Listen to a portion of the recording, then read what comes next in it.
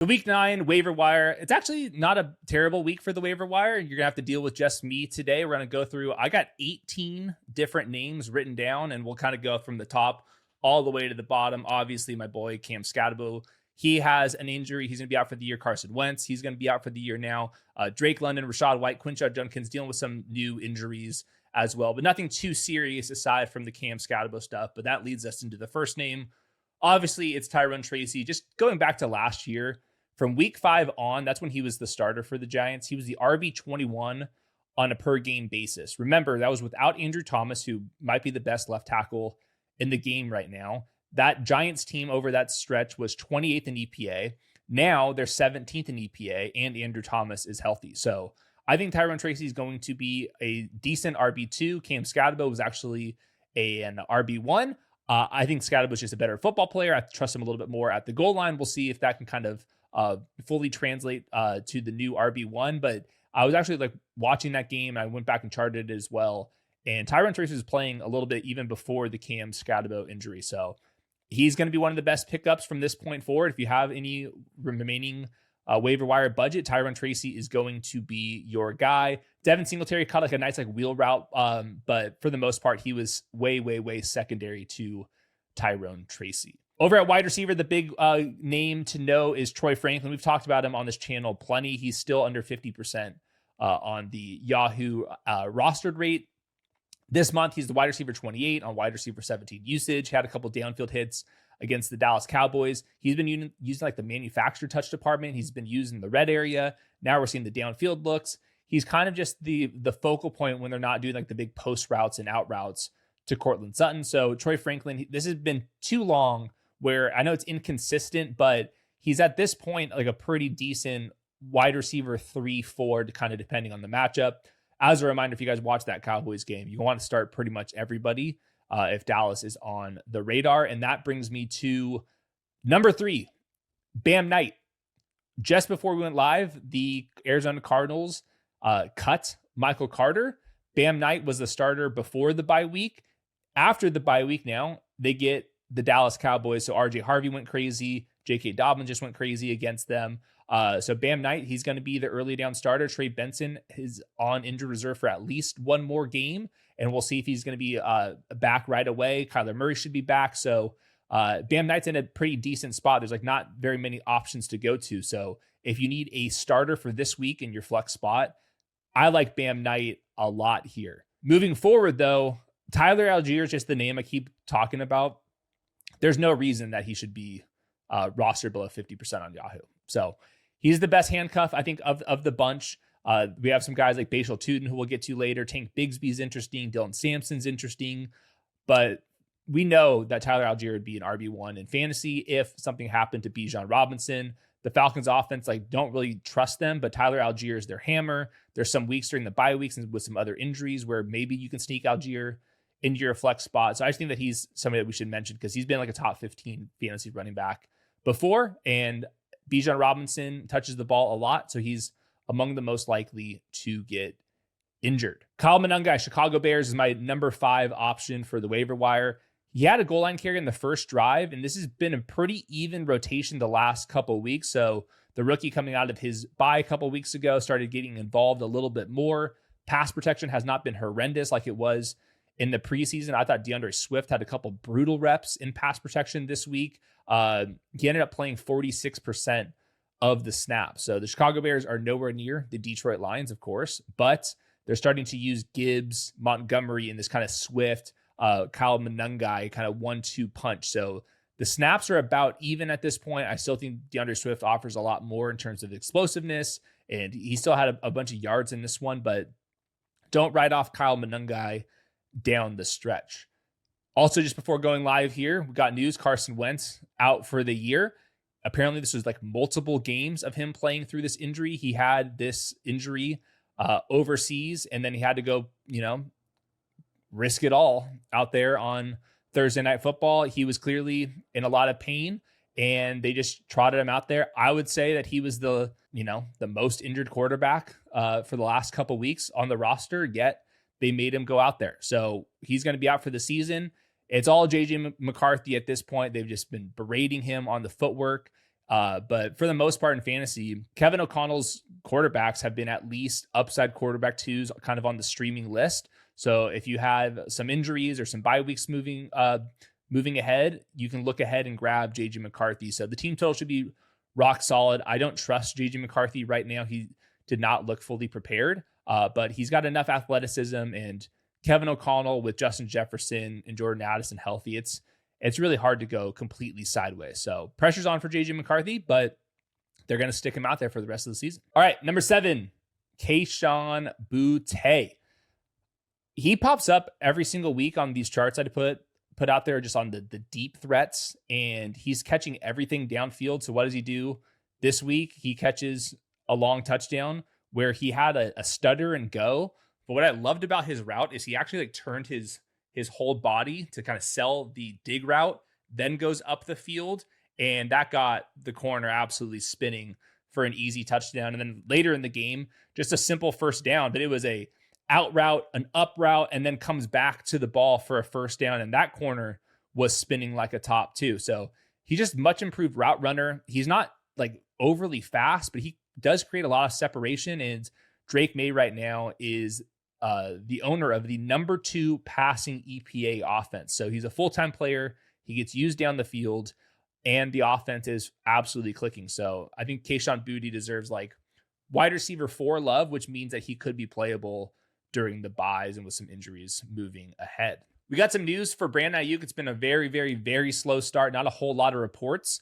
It just seems like this thing's kind of been lingering. They're taking their time with it. But just last week, the 49ers said that they are going to activate his practice time back. So he has a 21-day window. That's going to be coming up here maybe this week. And I think the plan is they get the Rams and the Cardinals, I believe, in weeks 10 and 11 or 11 and 12.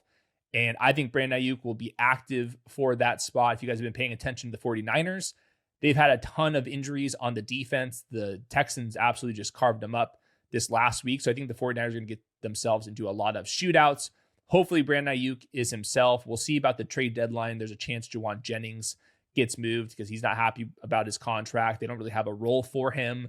Once you get Ricky Pearsall and Brandon Aiyuk back out there, George Kittle's healthy, CMC is healthy. So we'll see if they can get some nice big post routes, go balls back in this offense, because Juwan Jennings was one of the targets on a big post route, was not able to come down with it. And I was just kind of envisioning, wouldn't that be nice if that was Brandon Aiyuk? So we'll see. More of a stash.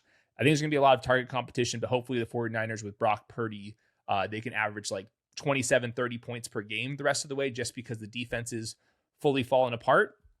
And Brandon Aiyuk's been a fantasy wide receiver 2 or 3 for plenty of years. Tyjae Spears had his highest usage this last week, had 12 expected points. Tony Pollard was down at 7.4.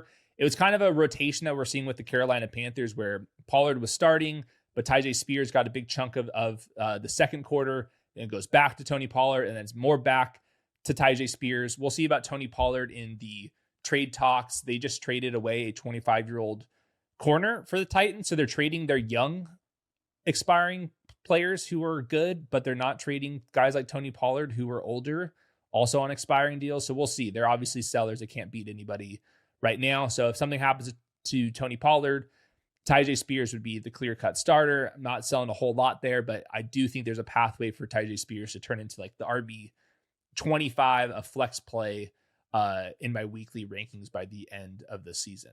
We're also going to get to another Titan here in just a couple players here. But before we get there, let's go promote Underdog Fantasy. There's so much right now. We have prediction markets for some states. That means we have some team picks. We have spreads. We have totals. All the normal Underdog pick'em stuff with the players. So we go really deep into it. First half, first quarter, longest reception. There's so much that we have over on the Underdog app. It's also NBA. Every single time I'm watching the NFL on Sunday, I see these Wemby highlights, and I cannot believe what I'm watching. So NBA is fully back. College football, we're in 41 states. Play 5, get $100 right now. Make sure to check out if your state is eligible for Underdog. Number 10 on my list, we have a rookie, and there's a lot of rookies that were starting to pop up this last week. Mason Taylor, who actually finished as the tight end 1 overall. He had 18.2 expected half PPR points. So that's tight end 1 overall. In usage, that was a crazy game that the Jets played. Garrett Wilson still week to week with his own injury. Mason Taylor got out there. He's actually making some nice blocks too. So second round pick, a rookie. They're desperate for some playmakers. The Jets defense has been very hit and miss for most of the season as well. So they really need Mason Taylor to, bring some life to that pass game. I think it's going to be a complete roller coaster ride, but Mason Taylor, would it be surprising if he ended up being the tight end 12 from this point forward? I don't think it would be that surprising. Another rookie, the first rounder, Colston Loveland. He played 81% of the snaps without Cole Kmet, who's got a little back injury right now. On tape, you see some choice routes, caught the ball, little yards after the catch, played near the sideline, made some plays as a blocker. He was a full-time player at Michigan. I think that he's like pro ready. He's not gotten a crazy amount of targets yet, but the fact that he's out there for 81% of the snaps and it's a back injury, we don't have a lot of reporting on the Cole Kmet stuff, but Colston Loveland as a near full-time player, I do think becomes a lot more interesting, especially the Bears right now. Their entire secondary is banged up. They didn't have their top 4 corners in this one. So that's another offense that could find themselves into some shootouts. And that's the same thing with Christian Watson. So now we're on my number 12 player here. I thought he looked good. Packers are absolutely on fire. Jordan Love cannot miss. It's going to be a crowded group. They still have Matthew Golden. They still got Romeo Doubs. They'll eventually get Jayden Reed back probably by the fantasy playoffs. Dontavian Wilkes will come back. Tucker Kraft's looking like an all-pro, if not the best tight end in football right now. So it's a crowded group, but the Packers are always going to be projected for a lot of points. Christian Watson has a huge post route where I can believe that Jordan Love rolling out to his right throws the ball all the way across the field over a safety. That was to Christian Watson. There was a nice comeback route near the sideline for Christian Watson too. So he's one of these guys. It's going to be hard to predict, but he will have some 50-yard touchdowns this season. So if we're rolling the dice on, players on bad teams, could we roll the dice on a Christian Watson? I don't think it's that crazy to expect him to be somewhat in the mix, even if it's going to be highly inconsistent. One of those kind of like YOLO plays, like 5 minutes before lock, I do think he's in play there. The Titans rookie that I was wanted to shout out is not Allgeier. By the way, Allgeier, I just don't see it with him. I didn't see it with him as a prospect. He drops the ball way too much. He's not that explosive. They're not going to get him in like fancy touches. So I pivoted over to Chimere Dike, who was drafted pretty much like the same place as Allgeier. Doesn't get nearly as much hype, is probably about twice as fast as Allgeier. They get him on like these little shallow crossing routes. There was an interception that was thrown, but that was also a 4th and 16 where they're trying to get a big post for a touchdown. That was to Chimere Dike. He's going to be moved in the slot a little bit. So he's one of these players. I'm not expecting a whole lot, but in a super deep league, a rookie that's starting to flash a little bit of yards after the catch skills. I think you can do worse there.